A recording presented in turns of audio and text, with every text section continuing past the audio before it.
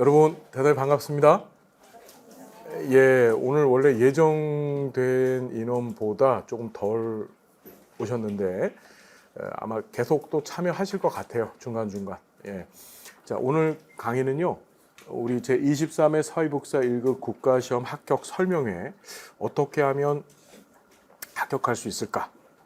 자, 그다음에 이제 두 번째는 인간행동과 사회환경, 우리 첫 번째 영역이죠. 예, 그 공부를 진행하는 시간 가질 거예요. 여러분들 학습 관련 해에서 궁금하시고 좀 답답하셨다, 좀 알고 싶다 하는 것들이 있으면 오늘 이 시간에 좀 다 풀어갖고 가십시오. 아시겠죠? 그래서 오전 중에 1시간 정도 요 합격 설명회 하고 그 다음에 바로 첫 번째 영역 강의 진행을 하겠습니다. 괜찮으시죠? 예.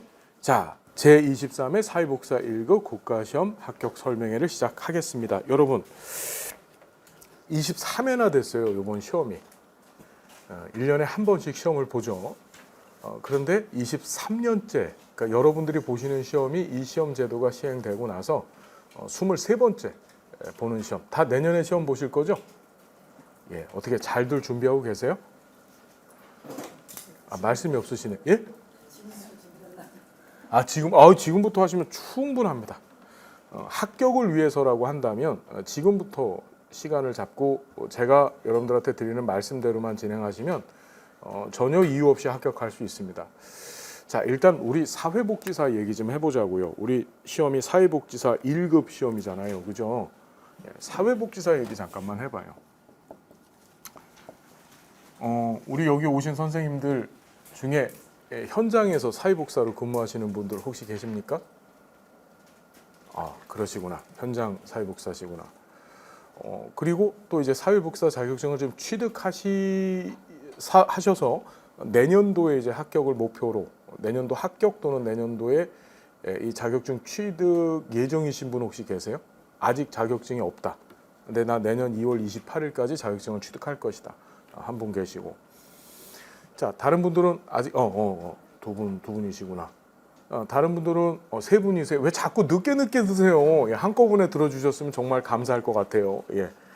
다른 분들은 현재 이제 현장에 계신 건 아니고 자격증을 갖고 계신데 1급을 취득하시려고 하시는 거잖아요.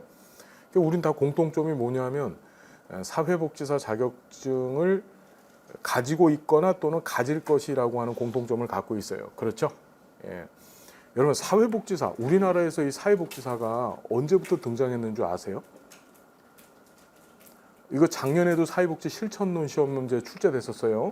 맨날 출제됩니다. 맨날. 정말 많이 출제돼요. 우리나라의 사회복지사 자격증 제도가 처음 도입된 것은 1983년이에요. 몇 년도라고요, 여러분? 83년도. 예, 이건 꼭 기억해 두셔야 됩니다. 너무 중요한 사건이잖아요. 원래 1970년에 사회복지사업법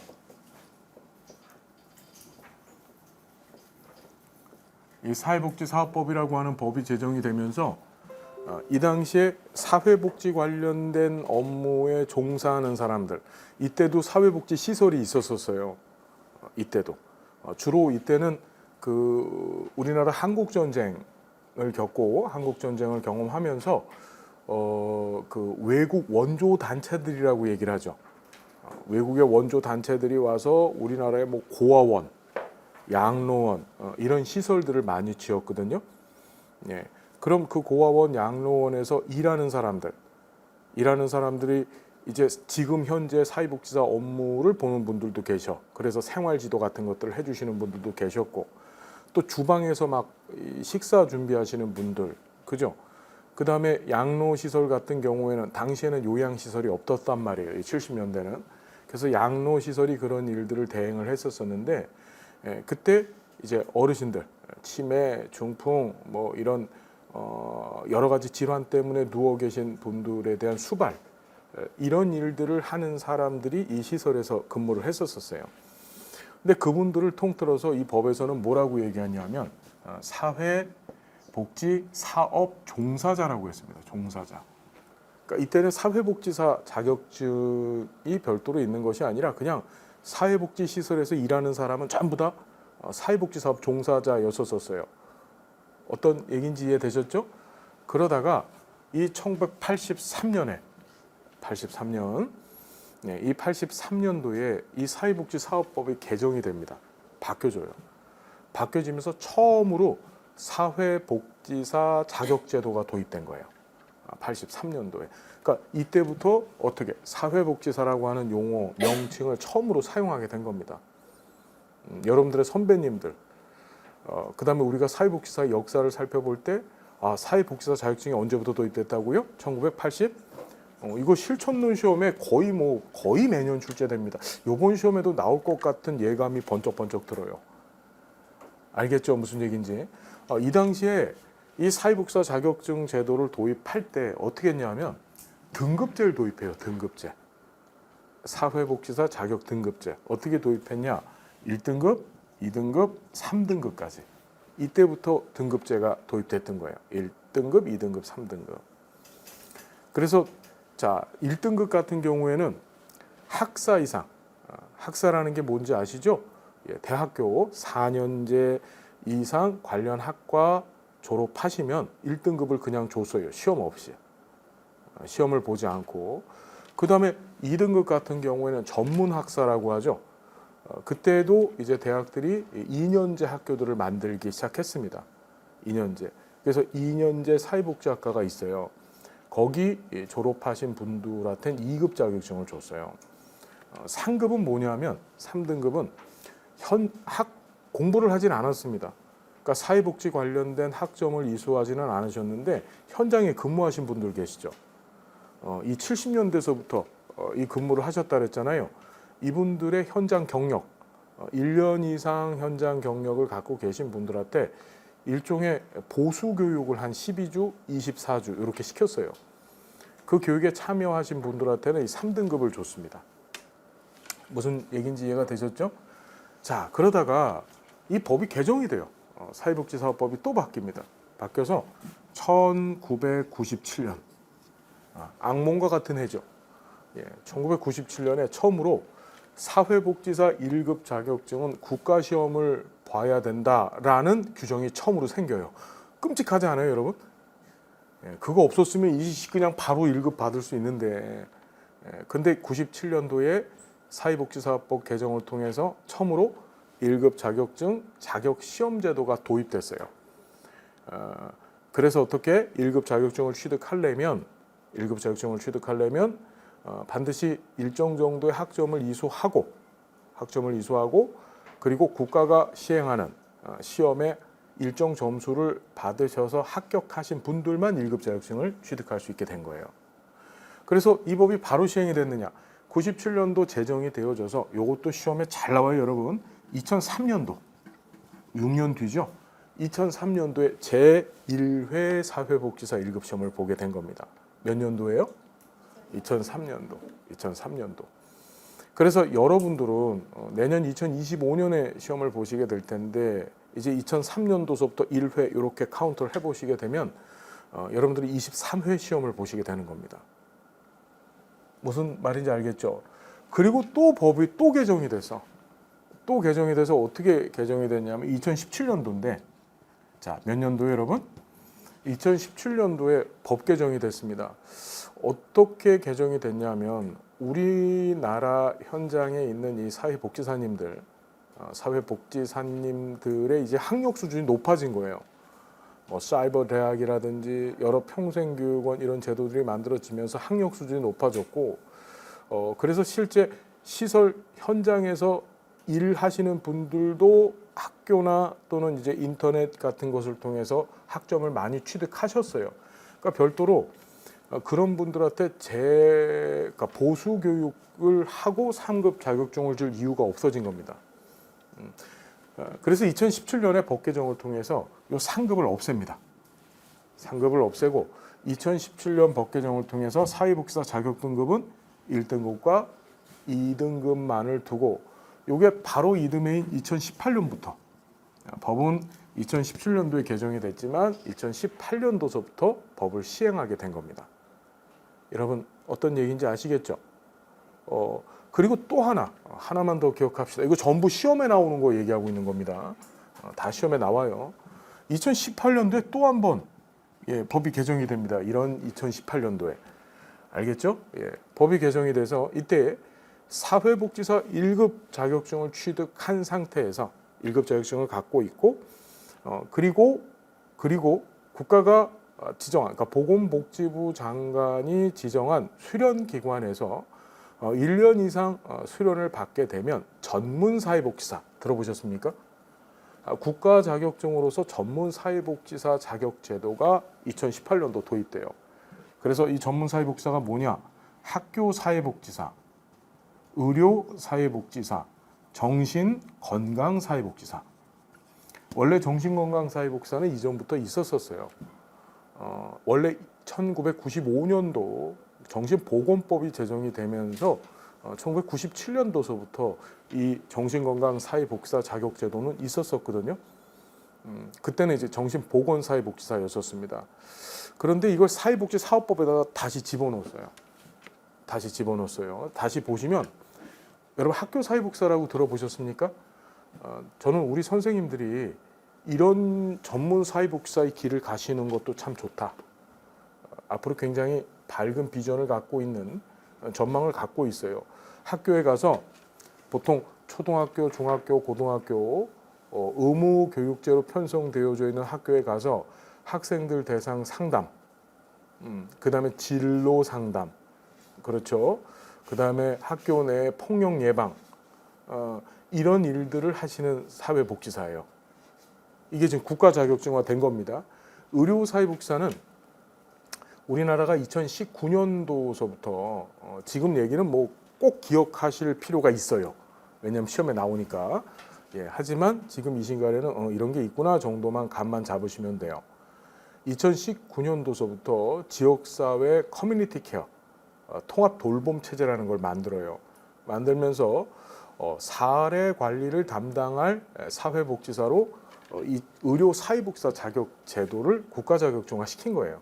기존엔 민간 자격증이었었습니다. 자, 무슨 말인지 알겠죠? 그래서 얘도 앞으로 전망이 좋다. 마지막이 정신건강사회복지사인데 이건 이제 우리 지역에 다니면 시군구 단위로 정신건강증진센터라는 거 보신 적 있으세요?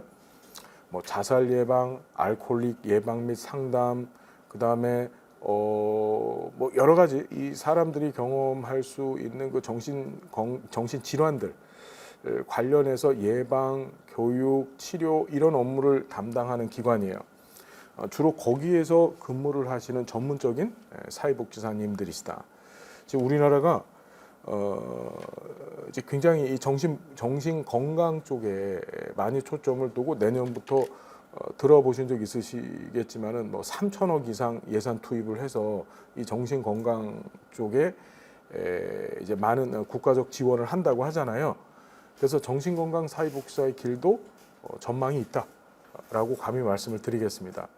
어쨌든 2018년도에 이런 세 가지 이 정신건강 의료 학교 사회복지사라고 하는 전문 사회복지사 자격제도가 도입이 되어졌고 이것이 2020년도서부터 시행이 됐어요. 시행이 됐습니다. 현재 시행하고 있는 거예요. 무슨 얘기인지 여러분 이해가 되셨죠?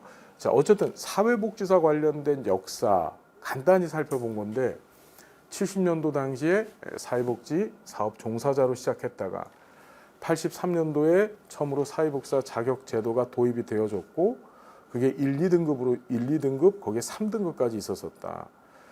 그러다가 97년도 법 개정을 통해서 2003년도에 처음으로 제1회 시험을 보게 됐고 알겠죠 여러분? 이게 전부 시험에 나오는 것들이에요. 그리고 2017년도에 법 개정을 통해서 3급 제도가 없어져서 현재는 1등급, 2등급만 있다. 그 법은 2018년도 시행된 거예요. 그리고 2018년도에 학교, 의료, 그다음에 정신건강 사회복지사 자격제도 이게 전문 사회복지사라고 하거든요. 뭐 가외로 좀 하나 말씀드리면 지금은 전문 사회복지사가 3개인데 우리 한국 사회복지사 협회의 요청으로 인해서 이 분야를 늘려갈 거예요 앞으로.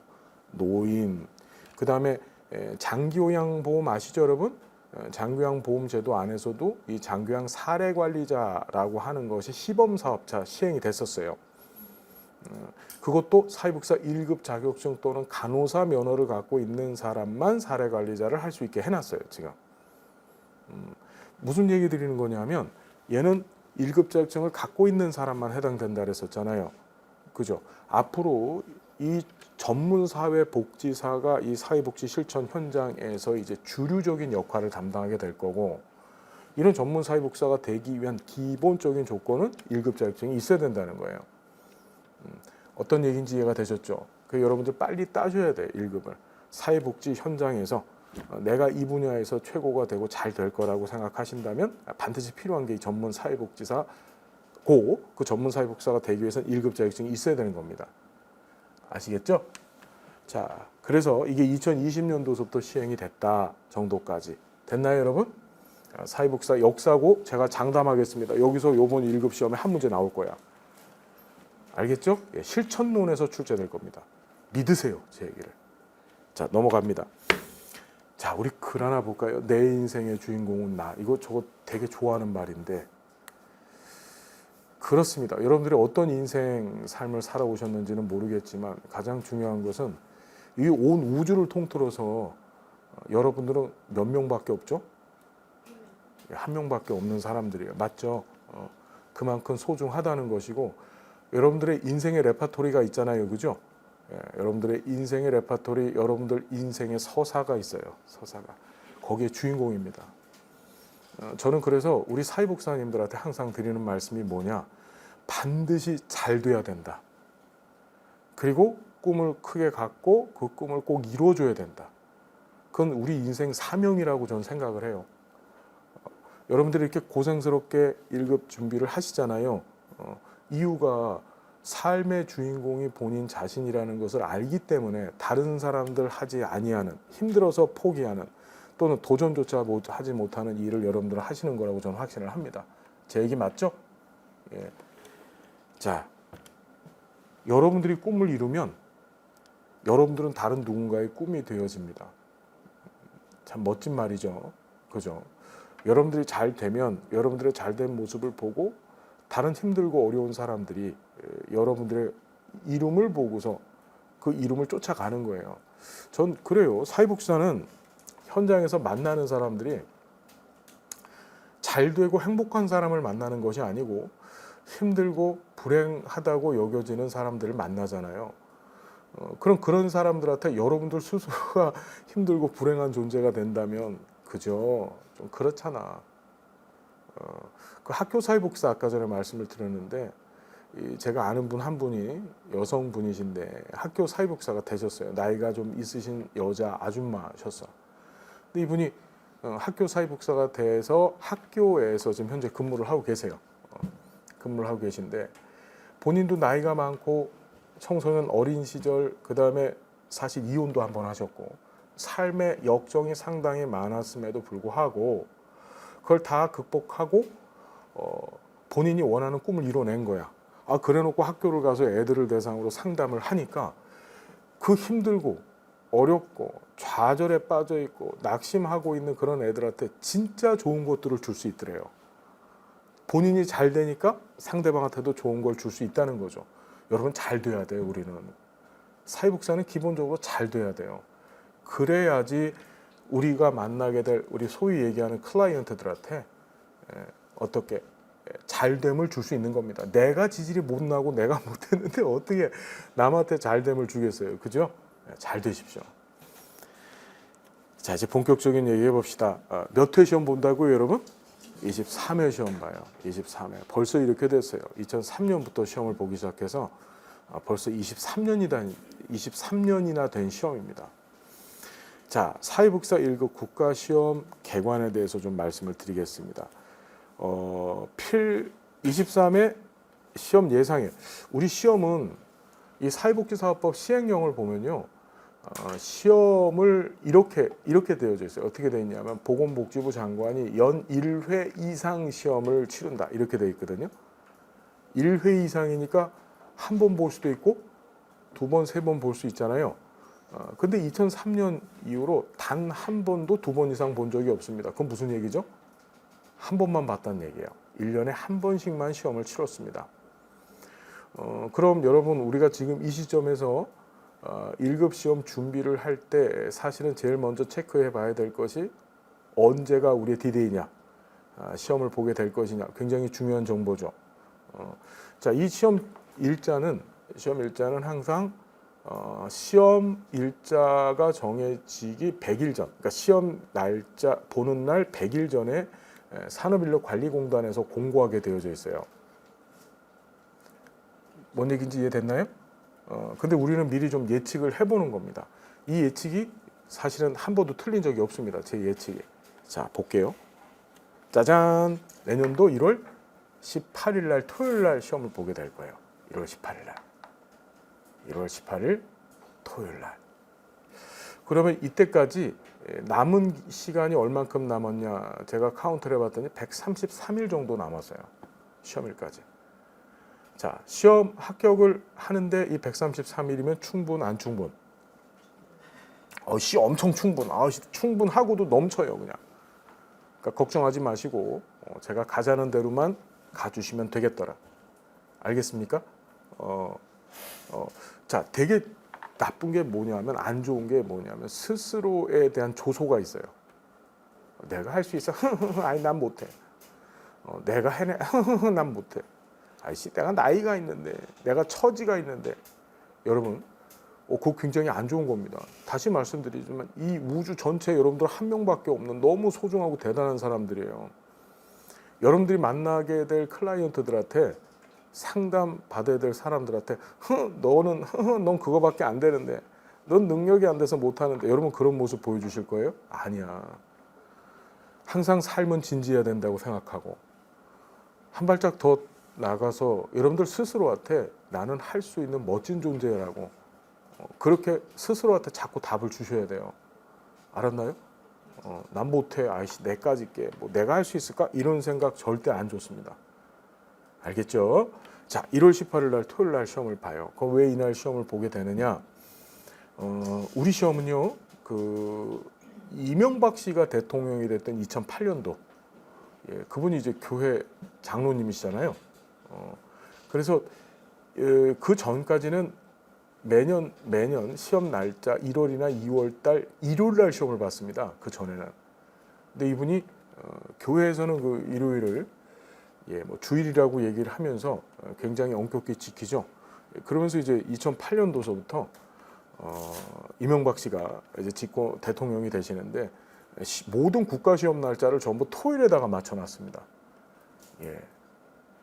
몰랐구나. 여기 기독교인 혹시 교회 다니시는 분 계세요? 한 분. 예. 왜? 피디님 왜? 왜? 정치적 발언한 거 아니야. 나쁘다고 얘기한 거 아닙니다. 교회 다니시는 분. 다른 분들도 종교가 있으시죠? 종교가 어떻게? 오음진리교? 자, 어쨌든지 간에 그래서 시험을 토요일 날 보게 됩니다.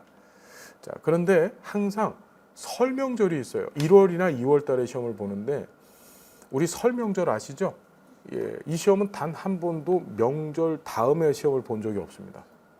명절 전주나 전전주에 시험을 봤어요. 왜 그럴까? 여러분, 명절 끝난 다음에 시험을 보면 명절 준비할 수 있을까요? 안 되지.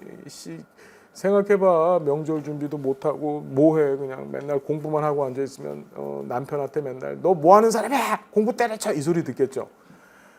그래서 항상 명절 전에 시험을 봐왔습니다. 그렇게 계산을 했었을 때 내년 1월 18일이 디데이가 될 것이다. 여러분 제 말을 믿으십시오. 130일 조금 더 남았어요. 시험 합격까지 가는 데 있어서는 아주 충분한 시간이다. 걱정하지 마시고 제가 가자는 대로만 가주시면 되겠더라. 자, 우리 법에 있는 내용 잠깐 보시면 이 사회복지사 관련 규정은 사회복지사업법에서 정하고 있습니다. 사회복지사업법. 1970년에 법이 제정이 됐어요. 70년 연도 외우기 좋죠, 여러분? 얘는 법제론에서도 시험 문제 잘 나오고 이 사회복지사업법이 워낙 중요한 법이라서 지역사회복지론에서도 시험에 나옵니다. 또 실천론에서도 나와요. 알겠죠? 자, 70년 제정됐다는 거 하나 기억해 두십시오. 그래서 이 법을 봤더니 이 시행령에서 복지부 장관이 자, 사회복지사 1급 국가시험을 매년 몇 회 이상? 1회 이상. 그런데 단 한 번도 1회 이상 해서 2번 본 적은 없다. 한 번 본다. 자, 사회복지사업법 시행령, 대통령령입니다. 여기 제 3조를 보면 복지부 장관은 자, 사회복지사 1급의 국가시험을 매년 1회 이상 해야 되고 1급 국가시험은 자, 무슨 시험? 필기시험으로만 봅니다. 무슨 시험이요? 필기시험. 되게 중요하죠. 이렇게 돼 있어요, 구조가. 보건복지부 장관이 시험의 주체고 그 다음에 그 시험을 위탁합니다. 시행령에 따라서 위탁했어요. 그걸 어디다 위탁했냐면 한국사회복지사협회에다가 위탁을 해요. 위탁해놓고 또 한국사회복지사협회는 이 국가시험제도는 이명박 그 대통령이 되고 나서 전부 다 어떻게 치러지고 있냐면 산업인력관리공단에서 같이 통합하여서 치르게 됩니다. 알겠나요? 그래서 실제 시험은 산업인력관리공단에서 시험을 봐요. 여러분들이 그 산업인력관리공단의 큐넷이라고 들어보셨습니까? 산업인력관리공단은 2개 이제 홈페이지 운영하고 있죠. 큐넷과 워크넷인데 워크넷은 이제 일자리, 뭐 알선, 뭐 이런 거 해주는 것이고 큐넷은 자격증 관리해주는 사이트예요. 그러니까 여러분들은 큐넷에 여러분들 개인 정보 입력하시고 큐넷을 통해서 시험 접수를 하시는 거예요. 어떤 얘기인지 정리가 되셨죠? 그러니까 실제 시험은 산업인력관리공단을 통해서 보고 시험의 본질적인 주체는 복지부 장관이고 그게 한국사회복지사협회에 위탁되어져 있다. 이렇게 정리를 좀 해두시면 되겠습니다. 자, 보겠습니다. 이게 진짜 정말 중요한 자료인데 사회복지사 1급 국가시험의 응시자 및 합격률 현황이에요. 응시자 합격률 현황. 자, 여러분 보면 접수자가 있고 응시자가 있죠. 그 다음에 합격자가 있어요. 요 표를 좀 잠깐 기억을 좀 해두시는 것이 우리 시험 전략을 수립하는데 상당히 의미가 있다. 접수자를 보면 15회 때 24,000명, 근데 응시자는 19,000명, 한 5,000명 빠지죠. 여기도 봤더니 21회 시험도 3만 명씩 접수를 해요. 접수는 뭐죠, 여러분? 나 시험 보겠습니다라고 해서 산업인력관리공단에 원서를 제출한 사람들이에요. 그 다음에 시험 응시료를 낸 사람들입니다. 그런데 응시자라는 건 뭐죠? 실제 시험장에 간 사람들이 응시자죠. 알겠나요? 그러면 이 접수자와 응시자 사이의 차이 한 5, 6천 명 되는데 이 5, 6천 명 되는 인원은 뭐죠? 시험 포기하신 분들이에요. 쉽게 얘기하면. 알겠나요? 그리고 자, 합격자는 여기에 비율인데 9,673명. 21회 시험이 40% 정도 나왔어요. 합격자가 상당히 많이 나온 거예요. 합격자가 19회 시험이 정말 이때 코로나 사태가 터졌거든요. 19회 때 코로나 사태가 터지고 나서 이제 일종의 배려였던 것 같아. 역대 가장 시험 문제가 쉽게 출제됐어요. 그래서 이때 합격률이 60%가 넘었던 거야. 가만히 보면 보통의 합격률은 어떻게 돼요? 30% 초중반대에 형성이 되어지죠. 그러니까 10명이 시험을 보면 4명이 합격을 못해요. 한 3명 정도 정확하게 합격을 한다. 이렇게 생각하시면 돼요. 이해됐죠? 다만 우리는 어떻게 돼? 다 합격할 거야. 100%. 제가 가자는 대로만 가면. 자, 그럼 여기서 보셔야 될 게 첫 번째는 결실을 하는 사람이 많다. 5, 6천 명이 결실을 하면 3만 명 중에서 6분의 1 정도? 5분의 1 정도 되는 인원이 시험을 안 본다는 거예요. 응시는 해놓고 나서 이제 12월 달이 되면 10월 달쯤 돼서 응시를 하고 그 다음에 12월 달쯤 되면 이제 포기를 해도 돼요. 그럼 이제 돈을 돌려받습니다. 시험 접수대 25,000원을 돌려받아요. 그 포기하는 인원이 전체 6분의 1, 많을 땐 5분의 1까지도 되더라. 그죠? 여러분. 그 다음에 합격률은 30%밖에 되지 않더라. 됐나요? 자, 왜 그런지 또 그것이 우리 시험 전략과 어떤 의미가 있는지 자, 보십시다. 사회복지사 1급 국가시험의 합격 예정자 공고라고 해서 22년도 22회 시험, 작년, 그러니까 올해죠, 올해. 올해 시험 합격자 분석을 해놓은 거예요. 합격 예정자라고 하는 것은 뭐냐면요. 얘는 필기 시험만 보거든요. 우리가 산업인력관리공단에서 보는 시험의 유형은 세 가지입니다. 필기 시험, 그 다음에 실기 시험, 그 다음 면접 시험, 이렇게 세 가지가 있는데 우리 시험은 말씀드렸듯이 필기 시험만 있어요. 면접이나 실기 시험이 없습니다. 그러니까 시험이 되게 단조롭죠. 그런데 그 시험에 합격하고 나서 1급 시험을 볼 수 있는 자격을 갖고 있는지의 여부를 한국사회복지사협회에 서류 제출을 하게 되어져 있어요. 그러니까 합격 예정자라고 하는 것은 필기 시험 합격한 사람이야, 그냥. 그리고 나서 최종적으로 그러니까 최종적으로 내가 시험을 볼 수 있는 자격을 갖고 있다는 것을 한국사회복지사협회에서 인증을 해주면 그럼 정식적인 합격자가 되는 거예요. 그래서 필기 시험 합격한 사람을 뭐라고 한다고요? 합격 예정자라고 하는 겁니다. 됐죠, 여러분? 자, 여기 좀 볼게요. 3만 명이 시험 봤어요. 3만 1,600명. 올해 시험에, 22회 시험에 2만 5천 명이 또 응시를 했네요. 그럼 결시가 6천 명이에요. 항상 일정하죠. 5, 6천 명씩 시험을 안 봐요. 3만 명 정도 시험 응시를 하고 5, 6천 명 정도, 5분의 1, 6분의 1 정도는 시험장에 안 가고, 그리고 응시율 80%, 합격자가 7,633명인데 합격률이 이번 시험은 어떻게 30%를 돌파를 못했어요. 근데 앞으로도 계속 이렇게 갈 거예요. 30% 많아야 초반, 적으면 30% 바로 밑에. 무슨 얘기인지 알겠죠, 여러분? 됐나요? 어떤 얘기인지? 자, 이런 식으로 진행이 되어질 것이다. 그게 상당히 어려운 시험입니다. 합격률적인 측면에서만 본다면 상당히 어려운 시험이에요. 그죠? 왜? 10명이 시험을 봤는데 그것도 상대평가, 무슨 뭐 변호사 시험이나 변리사 시험처럼 상대적으로 점수가 높은 사람, 낮은 사람이 있었을 때 높은 사람 몇 명을 뽑는 이런 게 아니거든요. 이런 절대평가 시험인데도 불구하고 왜 10명 중에 3명밖에 합격을 못할까? 그죠, 여러분? 고민해 볼 만한 이야기들이에요. 자, 계속 볼게요. 자,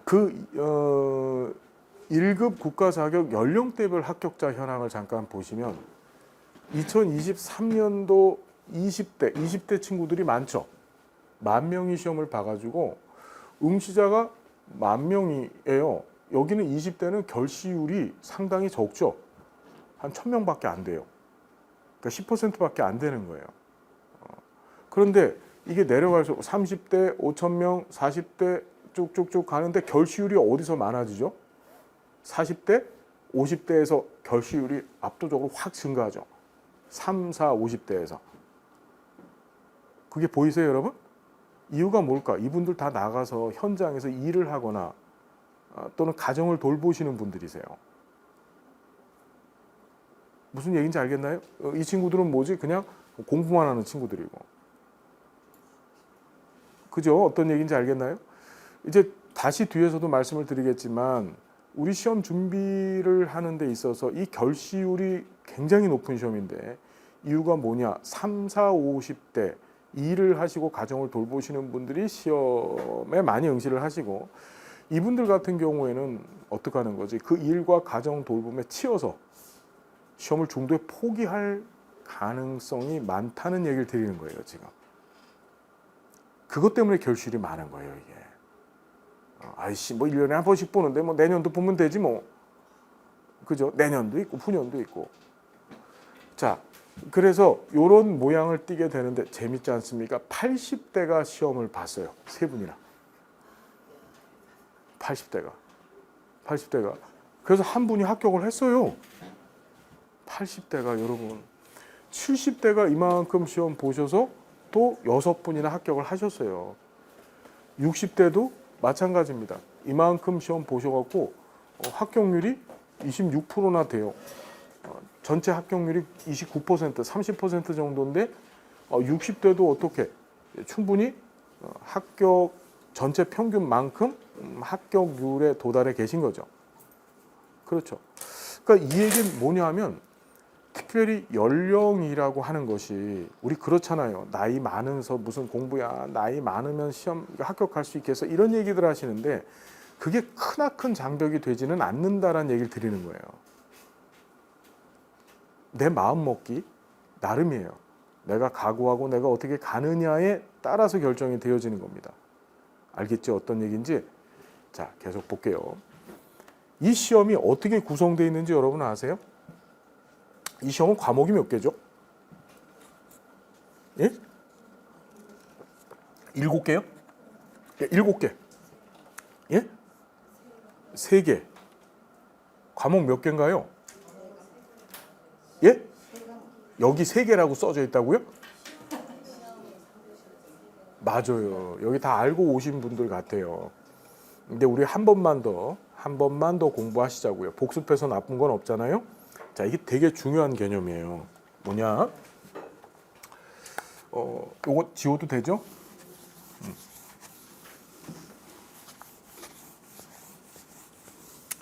이 시험을 합격하려면 얘는 객관식 오지선다형으로 시험을 봐요. 오지선다형이 뭔지 아시죠, 여러분? 5개 중에서 하나 찾는 거예요. 오지선다형으로 시험을 보게 되는데, 자, 얘는 합격을 하기 위해서는 2가지 조건을 동시에 만족시켜 줘야 됩니다. 합격 관련해서는 2가지 조건. 그 2가지 조건이 뭐냐면 첫 번째가 과락 조건이에요. 과락. 무슨 조건? 과락 조건. 과락이 무슨 뜻이에요? 예, 그죠. 맞아요. 과목별 낙방이죠. 과목별 낙방. 그러니까 과목별로 정해져 있는 점수 커트라인을 넘지 못하면 떨어지는 겁니다. 선생님 반갑습니다. 네, 네. 자, 2번째가 총점 조건이에요. 총점. 총점이라고 하는 것은 전체 과목들을 전부 더해서 그 과목 점수 역시 어떻게 이제 정해진 점수 커트라인을 넘어서야만 합격을 시킨다는 거죠. 됐나요? 과락은 다시 얘기하면 어떤 과목별 정해진 점수 밑에 있으면 떨어지는 거고, 알겠죠? 총점은요, 그 정해져 있는 총점, 과목별 점수를 모두 합산한 그 총점 이상이 돼야 합격을 시키는 거예요. 그때 이 과락을 어떻게 정했냐면 100점 만점을 기준으로 했었을 때 40점 미만, 40점이 안 되면 불합격이에요. 과목별로. 자, 총점은 어떻게? 100점 만점 기준으로 했었을 때 60점 이상이 돼야 돼요. 60점 이상. 자, 이 시험을 합격하는 데 있어서 상당히 중요한 전략을 세우는데 이런 시험 제도 방식이 굉장히 큰 도움이 됩니다. 우리한테. 자, 보면 얘는 과목이 3개입니다. 되게 중요하다. 3과목에 총 문제수가 200개고요. 배점은 한 문제당 한 문제씩 1점씩 해서 총 200점을 총점으로 보고 문제는 객관식 오지 택 1형 5개 안에서 하나를 선택하는 시험을 보게 돼요. 자, 중요한 걸 보십시다. 얘는 과목이 몇 개라 그랬습니까? 3개라 그랬죠. 그 첫 번째 과목 이름이 사회복지 기초라는 과목, 이게 과목입니다. 과목이고 이걸 1교시의 시험을 보게 돼요. 여러분들이 시험장에 가셨었을 때 여길 구성하고 있는 영역이 2개입니다. 이걸 영역이라고 합니다. 우리 사회복지사법 시행령에서 영역이라고, 이 영역 안에 인간행동과 사회환경, 사회복지조사론이 있는 거예요. 다시 사회복지 기초 안에 인간행동과 사회환경, 사회복지조사론이 있다. 우리 시험을 보신 분들도 분명히 계실 텐데 시험장에 가서 첫 번째 시험을 보잖아요. 첫 시험을 볼 때, 1교시 시험을 볼 때 시험지를 나눠줘요. 나눠줄 때 1교시 1과목 이래서 줘요. 사회복지 기초과목이라고. 주면 그 안에 한꺼번에 어떻게 인간행동과 사회환경, 사회복지조사론을 같이 줍니다. 무슨 의미인지 알겠죠? 그래서 25문제씩 시험을 봐요. 각 영역별로 25문항씩. 여러분들 참 복 받으신 분들이세요. 왜 복 받았냐 하면 12회 시험까지만 해도 30문제씩 시험 봤었어요. 예, 근데 5문제씩 빼준 거야. 이거 축복 받았지, 그죠? 예? 뭐라고요? 우리 시험이 어렵지도 않아요. 이제 저하고 얘기하면 별거 아니에요. 예. 어쨌든 12회 시험까지만 해도 30문제씩 시험을 보는 데다가 시험 시간도 더 짧았습니다. 더 짧았어요. 예를 들어서 3교시가 90문제를 시험을 보게 되는데 75분 시간을 줬습니다. 한 문제당 1분이 안 됐던 거예요. 알았죠? 어떤 얘기인지. 자, 그래서 여기는 시험 시간을 어떻게 주냐면 한 문제당 한 1분씩 풀어라 해서 50분 줍니다. 50분을 주고, 자, 2교시가 이름이 사회복지 실천입니다. 이게 두 번째 과목이에요. 실천론이 아니고 실천이에요. 그냥 여기 75문항을 시험을 보게 되는데 2교시 시험이 따르릉 소리가 울리면서 시작이 되면 시험지를 나눠주거든요. 나눠줄 때 어떻게 그 안에 3개 영역, 즉 실천론, 실천기술론, 지역사회 복지론을 한꺼번에 주는 겁니다. 각각 25문제씩 해서 총 75문항을 몇 분에 풀까요? 맞아요. 75분 시간 주는 겁니다. 한 문제당 1분씩 시간을 줘요. 그리고 3교시의 이름이 사회복지 정책과 제도입니다. 75문항 정책과 제도. 그래서 얘도 3개 영역으로 구성되어 있습니다. 정책론, 행정론, 법제론. 각각 25문제씩 해서 총 얘도 몇 분 줄까요? 75분 주는 겁니다. 알겠죠? 시험 이렇게 생겼어요. 이렇게. 그러니까 다시 머릿속에 기억을 하셔야 될 것이 3개 과목 안에 8개 영역이 있는 거예요. 3개 과목 안에 8개 영역으로 구성이 되어져 있다. 무슨 얘기인지 여러분 이해가 되셨죠? 3개 과목 안에 8개 영역으로 구성이 되어져 있다. 자, 보시면 제가 시험 합격을 위해서는 과락 조건하고 총점 조건을 맞춰야 된다 그랬잖아요. 자, 되게 중요한 게 이게 과목이에요.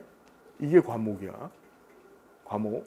40점 이상을 맞아야 과락을 당하지 않아요. 40점 이상을. 그럼 자, 전체 50문제잖아요. 50문제 곱하기 100분의 40 얼마죠, 여러분? 우린 이 계산이 안 되나요?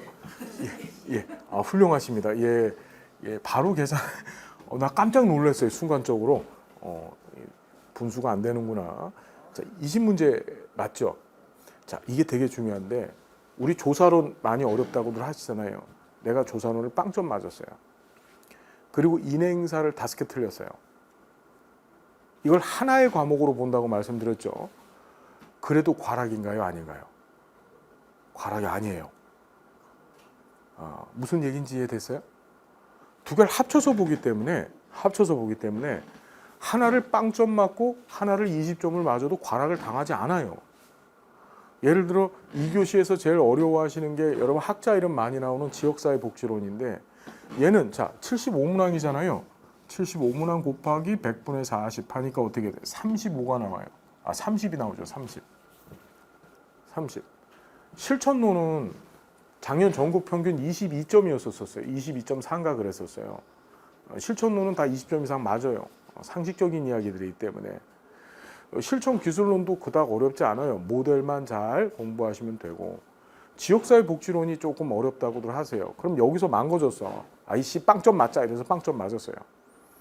빵점 맞았었을 때 여기서 22점 맞고 여기서 8점 맞아도 과락이 아니에요. 과락 아닌 거야. 무슨 얘기인지 알겠습니까? 여러분 굉장히 중요한 게 뭐냐. 우리 시험 제도는 이 시험은 과락이 나올 거야 안 나올 거예요? 3만 명 중에 한 2만 5천 명 시험 본다 그랬잖아요. 그럼 2만 5천 명 중에서 과락자가 정말 잘 나오면 1명 나와요. 여러분, 예? 나오긴 나와요? 한 명. 그 제가 보기에 그분은 어떤 분이냐면 2만 5천의 확률을 깨고 복권 당첨되는 것보다 좀 힘들어요. 로또 복권 5등은 될 거야 그런 분들은. 그런데 자 그런 분들은 제가 보기엔 그래. 그 과락되신 분들은 시험 문제를 다 알아. 답을 다 알아요. 아는데 일부러 과락을 당하려고 답을 피해간 것 같아. 여러분 과락이 나온다는 것은 일종의 가문의 영광입니다. 이 시험은 여러분 합격을 하시든지 아니면 과락을 당하시든지 그래야만 자랑할 수 있어요. 알겠어요? 무슨 얘기인지? 그러니까 여러분 꼭 과락 되세요. 예. 자, 농담이고요. 과락 나올 확률이 없습니다. 과락 걱정할 필요가 없어요. 뭐만 생각하면 돼. 총점만 생각하면 돼요. 총점만. 총점은 200문제 본다 그랬잖아요. 200문제 60%니까 120문제예요. 120문제 이상 맞으면 합격이에요. 이해됐나요? 119문제 맞추면 그건 떨어지는 거야. 119문제를 맞추면 불합격이고 120문제를 맞추거나 200문제를 맞추거나 다 합격이에요. 근데 아직까지 우리 지금 시험 누계를 보면 한 54만 명 정도 2003년부터 시험을 봤어요. 근데 단 한 번도 만점자가 있었을까요? 없었을까요? 없었어. 우리 시험은 단 한 번도 만점자가 배출된 적이 없습니다. 만점이 나오지 못하게 시험을 설계를 해요. 최근의 이론들, 그 다음에 문제 자체가 난해한 것들도 많이 삽입을 해놔서 만점이 없어요. 50만 명이 넘게 시험을 봤는데. 이해됐나요?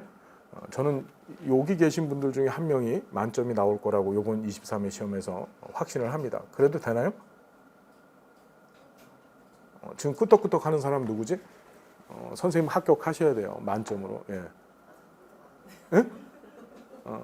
안 그러면 엎드려 뻗쳐 할 거야. 뭐라고요? 가문의 영광이래요. 자, 어쨌든지 간에 다시 말씀을 드리면 120점 이상만 맞추면 된다.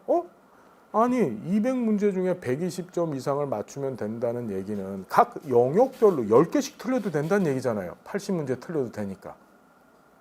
그러니까 영역별로 계산하면 25문제 중에서 15개씩만 맞아도 120개야. 쉽지 않아요? 그죠? 그렇지 않아요, 여러분? 절대평가에 15개만 맞아도 120점만 맞아도 합격이고, 그렇죠? 그렇죠, 여러분? 예, 그 다음에 과목별로 과락이 있는데 과락 당할 염려도 전혀 없고, 그죠, 여러분? 이렇게 쉬운 시험이 왜 합격률이 30%밖에 안 될까? 왜 합격률이 30%밖에 되지 못할까? 우리 생각해 볼 만한 문제죠. 그렇죠. 자, 여기서 조금 더 보셔야 될 내용이 뭐냐면, 우리 뭐 그런 게 있어요. 이제 시험 합격자 발표가 나잖아요. 이제 저한테 연락들을 하세요. 저는 이제 오프라인에서 수업 듣는 분들한테는 제 연락처를 다 알려드리거든요. 그리고 계속 소통해요. 단톡방 만들어서. 그러면 이제 이분들이 혹시나 불합격을 하시는 분들도 계세요. 그러면 저한테 몇 점으로 불합격했다고 하죠? 예, 맞아요. 다 119로. 한 번도 한 번도 119가 아닌 분이 안 계셨어. 다 119점으로 불합격을 하셨대. 예, 뻥치지 말고요. 예, 그래서 자 120점만 맞으면 합격이다. 자, 계속 볼게요. 시험 과목 및 세부 영역 일반적으로 9시에 시험장에 도착하셔서 입시를 합니다. 교실에 들어가서 9시 반부터 시험을 봐요. 9시 반부터 시험을 보고, 그리고 나서 2교시 시험 1교시, 2교시 끝나고 나면 한 4, 50분 정도 중식 시간을 줘요. 작년엔 중식이 없었어요. 점심 먹는 시간을 안 줬었는데 올해는 중식을 줄 거예요. 올해는. 그래서 작년에 이제 올해죠, 올해 코로나 뭐 이런 여러 가지 문제 때문에 중식을 안 줬습니다. 재작년도 안 주고 그랬는데 올해부터는 이제 점심 시간을 줄 겁니다. 그리고 나서 3교시 시험을 볼 거예요. 그리고 혹시나 장애를 갖고 계신 분들이 계시다고 한다면 미리 산업인력관리공단에 요청 신청을 하시게 되면 그 장애 정도에 따라서 시간을 1.1에서 최대 1.7배까지 시간 연장을 해줍니다. 이런 제도들은 꼭 한번 활용해 보시고, 자, 합격 기준 지금 말씀드렸던 내용입니다. 뭐냐, 시험의 합격 결정에 있어서 과목 4할 이상 40%, 그 다음에 총점 6할 이상 120점 이상 맞으면 합격이 되는 거예요. 두 가지 조건을 동시에 만족시켜야 되는데 과락 조건은 신경 쓸 필요가 없고 총점에만 관심을 두시고 공부하시면 돼요. 됐죠? 네. 계속 보면 합격자 결정 기준, 자 1급 국가시험 합격 예정자, 합격 예정자 뭐지 말씀드렸죠? 필기시험 합격하시고 아직까지 서류 전형을 못 하신 거야. 그리고 나서 한국사회복지협회에다가 우편 등기로 서류를 보내요. 나 대학 4년제 맞춰서 실습도 했어. 이렇게 보내시면 이쪽에서 어떻게 최종 합격처리를 하는 거예요. 근데 합격 예정자가 됐더라도 서류 전형에서 빠꾸가 되면 어떻게 돼? 아유, 안타깝지만 불합격이 됩니다. 그런 사례들도 상당히 많아요. 그러니까 오늘 오신 선생님들 중에서 내가 시험 볼 수 있는 조건에 해당되는지 궁금하시면 저한테 물어보시면 돼요. 됐죠? 자, 계속 볼게요. 응시 자격.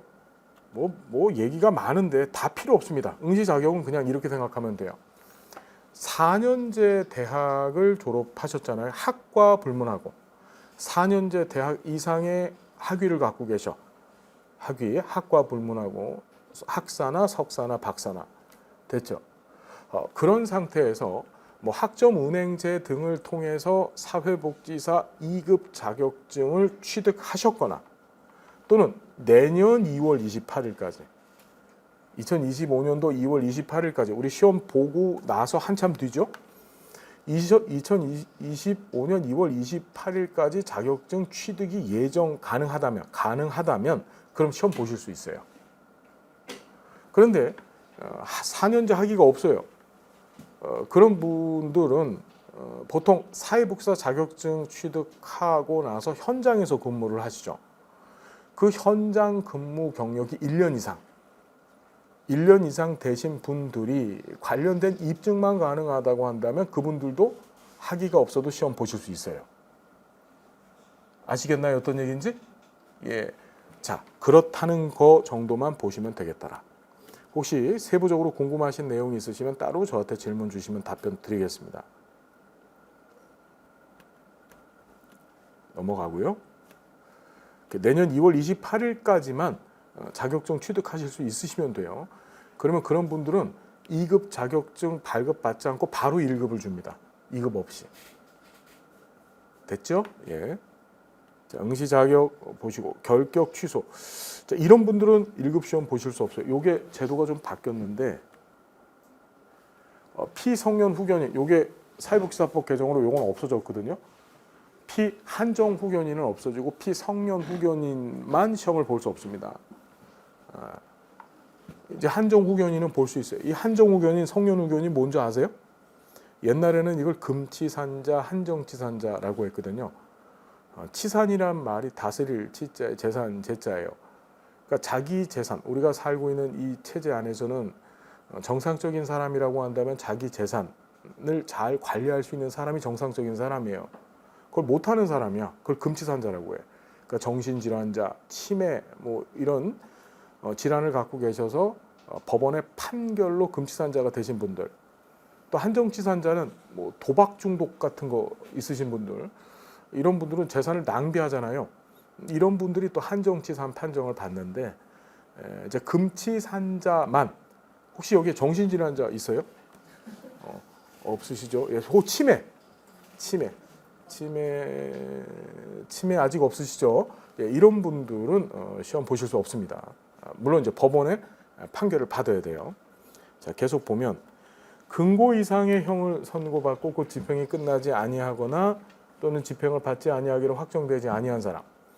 우리나라 형법에서는 형벌을 규정해 놨는데 금고 이상의 형이라는 게 금고, 징역, 사형이에요. 여기 혹시 사형 판결 받으신 분? 없구나. 없으시구나. 예, 징역 혹시 탈옥하셔서 잠깐 이곳에 오신 분은 없으시죠? 예, 이런 분들은 시험 보실 수 없다는 거. 자, 그 다음에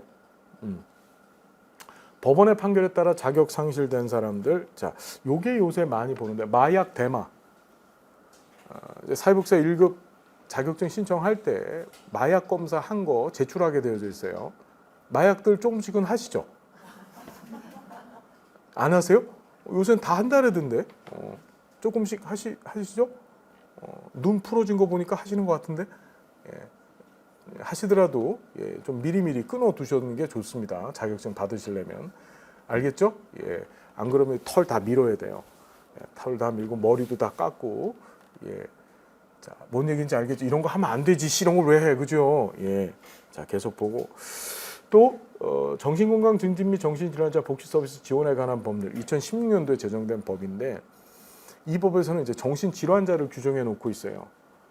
그런데 전문의가 정신질환 전문의가 시험 볼 수 있다고 한다면 이 정신질환자 분들도 시험 보실 수 있어요.